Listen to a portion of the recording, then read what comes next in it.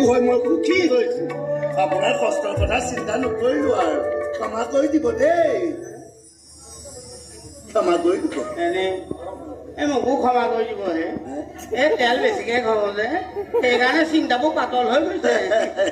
যে এটা কথা নহয় এতিয়া বোৱাৰীক লগ কৰিবলৈ মাকৰ ঘৰলৈহে যাব লাগিব গোটেই ঘৰ দুৱাৰ হ'ব বোলে কি ঘৰ যোৱাই নহয় নহয় কি ঘৰ যোৱাই কি কাম কেতিয়াও নকৰে নহয় ন মা তই আকৌ কি ভেবা লাগিল ভাবিছো সপোন সকলোৰে বাবে নহয় মইনা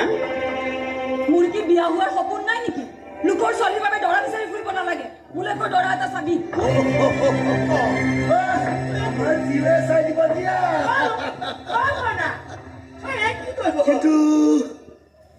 কি ঘৰ যোৱাই খবৰ বোলা কথাষাৰ হ'লে